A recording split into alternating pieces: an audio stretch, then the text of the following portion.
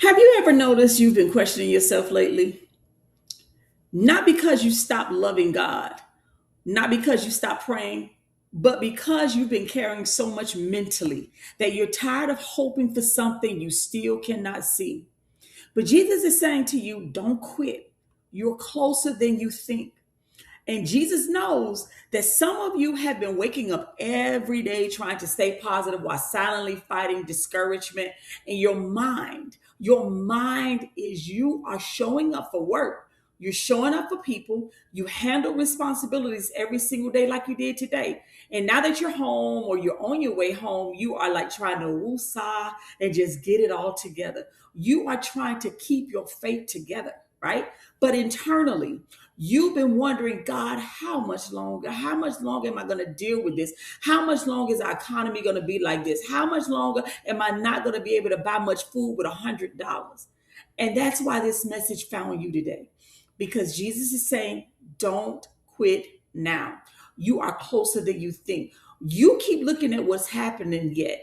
You keep looking at what's happening around you. You keep wondering about all the things that hasn't happened for you yet, while heaven is looking at how far you've come. I want you to celebrate that moment. You have come a long way. And I know you may not be where you want to be, but you got to look back and say how far you've come. Some of you have survived seasons that almost broke your confidence completely.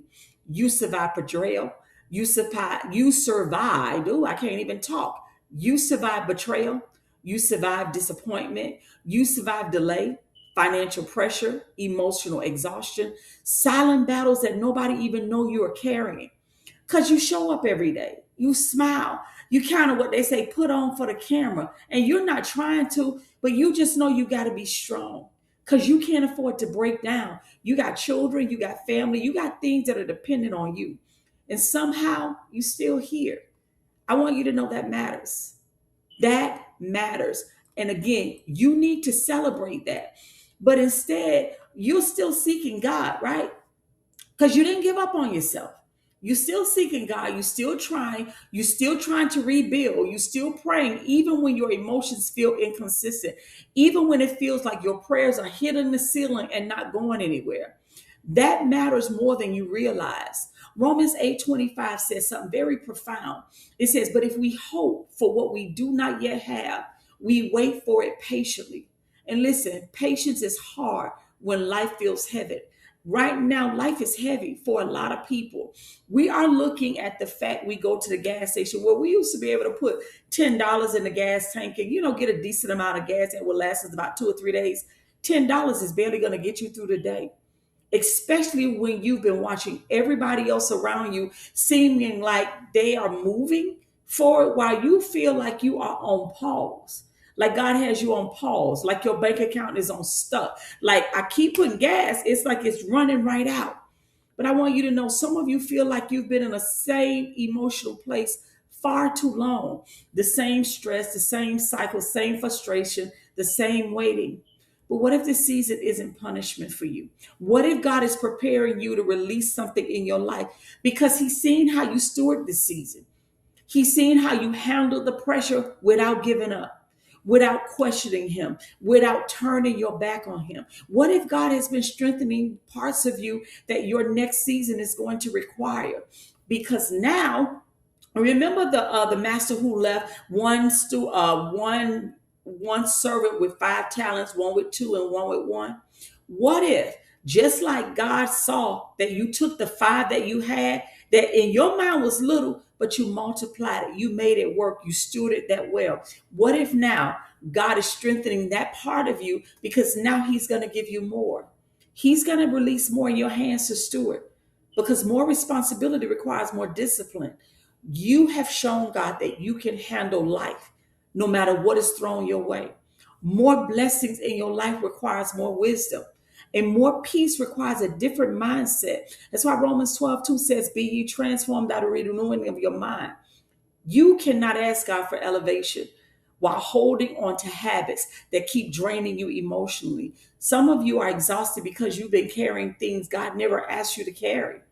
You've been carrying everybody's problems, everybody's emotions, everybody's expectations of you. And now your own mind is tired. Matthew 11:28. Come to me, all you who are weary and burdened, and I will give you rest. Notice what Jesus didn't say in that. He didn't say figure it all out yourself. He didn't say figure it out first before you came to him. He didn't say be perfect first. He said, come to me. Some of you keep trying to fight spiritual battles with an exhausted mind. Spiritual warfare is heavy right now because Satan knows his time is up. So he's fighting you and many other believers because he wants you to lose heart. He wants you to give up. He wants you to think that God is not working. You are overthinking every situation because Satan is trying to make you get in pride and try to figure it out yourself. You are overanalyzing every single delay. You are reading too deeply into every closed door.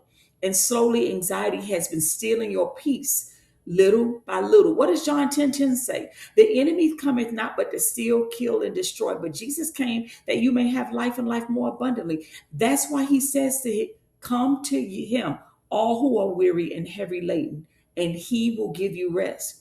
Jesus is saying you are closer than you think. Don't give up. Don't let the enemy win. I know it's tough. You are closer to clarity. You are closer to your healing. You are closer to the breakthrough than you were yesterday. You are closer to emotional stability, closer to becoming the version of yourself that you have been praying that you would become. You are closer than the thing that you have been praying and asking God for. And I know right now it doesn't feel like it. It feels like you are so far behind because growth rarely feels dramatic while you're inside of it. It doesn't. Sometimes growth looks like responding differently. It looks like not chasing what caused or what used to control your emotions. Sometimes growth looks like finally getting tired of toxic cycles. Sometimes growth looks like choosing peace over proving yourself to other people. I'm just going to stay in peace. I don't have peace. I don't have time to prove my value and my worth to anybody anymore. I'm just going to run the race that God has set before you. Some of you don't even realize how much God has already changed you. You can't see the change in you because you're trying to see where you're trying to get to. Sometimes we lose focus. What did Jesus say? Sufficient are the cares of today. We so consumed with what we want tomorrow, we can't celebrate our wins for today. See, the old version of you would have collapsed under the pressure that you're under. The old version of you would have panicked. The old version of you would have quit already. But look at you now.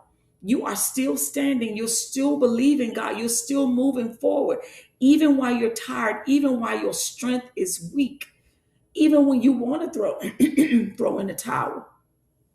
But I need you to know that's growth. Celebrate that. Galatians 6:9 says, let us not become weary in doing good, for at the proper time you will reap a harvest if you don't give up. Notice what it says, at the proper time. Man, our timing and our ways is sure not God's. And if you've been walking with God for any amount of time, you know that. That's why you have to stay in faith. The just shall walk by faith and not by time, not by sight. At the proper time. It's not in our time. It's not in social media's time. It's not in the economy's time. It's not in compromise or comparison's time, but at God's proper time. Some of you have been frustrated because God has been protecting you from moving too soon.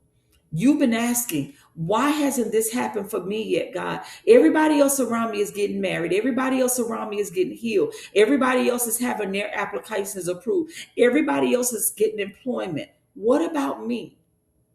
Imagine arriving somewhere emotionally before your character was ready to sustain it. Imagine receiving more while still thinking from a survival mentality or survival mode. Imagine walking into the blessing that God has prepared for you with an exhausted, distracted, emotionally overwhelmed mind. God cares about who you're becoming, not just what you receive. That's why this season has been stretching you. Some of you are learning boundaries, how to stop giving all of yourself to other people who are not giving anything to you. Some of you are learning discipline, how to be disciplined with what God gives you, how to say no to the restaurant this week, how to say no to that purse or those new shoes you want, how to say no to people who keeps pulling that you're pouring into. Some of you are learning how to sit in silence again without panicking. Some of you are learning how to trust God without needing immediate confirmation. Every 5 minutes, you need a sign. You like Gideon, Lord, show me a sign. That is growth, and that growth matters. You are not stuck. You're not stuck. As much as you may think you are not stuck as how you feel. You are not forgotten as your emotions keep trying to tell you. Remember, we can't live off of emotions. We got to live based on the truth of God's word and what he says. You're not falling apart. God is rebuilding the version of you that's going to go into this next season, this next level. Rebuilding seasons are uncomfortable because God starts exposing what can no longer go with you into the next level, into the next chapter of your life. Some habits, some people, some emotions, some environments can't go. Some relationships you got to let go of. Some mindsets can't go because where Jesus is taking you, clarity is going to matter a whole lot more than you could imagine or think. Your peace, you in that season is going to matter because you can't panic when pressure comes. You can't panic when you face a crisis. Wisdom in that season, in this next level, is going to matter. Your emotional health is going to matter. Some of you have spent years surviving chaos, broken relationships, trauma. Now God is trying to teach you consistency. He wants to teach you how to reset, how to rest in him. He's trying to teach you discipline. God wants you to stop living emotionally scattered all the time. Yes, it feels uncomfortable. We don't like that. We are so used to living in a society that says, if you're comfortable, that is good. No, God's economy, God's kingdom stretches us. That stretching hurts. We don't want that. Uncomfortable means you are growing beyond the version of yourself that used to keep you stuck. So I want you to hear me clearly. Do not quit on yourself right now. Don't quit while God is preparing you to get the overflow, to get the abundance that you want. Do not go backwards emotionally. You know, a lot of times God causes us to step into things that he wants to do in our life, doors he wants to open, things he wants us to steward for the kingdom, right? But when it doesn't look like what we envision it to, we want to turn back and go to Egypt. We want to turn back and go to what's comfortable because we're familiar with those things back there. That's not kingdom. You are closer than you think. Imagine Abram in Genesis 12 when God called him and said, go to a place that I will show you. Leave what's comfortable. Leave your family. Leave your surroundings that was comfortable for you. And go now to this uncomfortable situation that I'm going to show you. He starts out, and the moment he starts out, what does he face? A famine. That's what I feel like right now.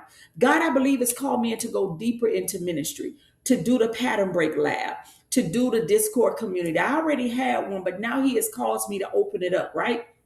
That I walk with other women and like-minded Christians, right? And I feel like right now I'm starting to face a famine.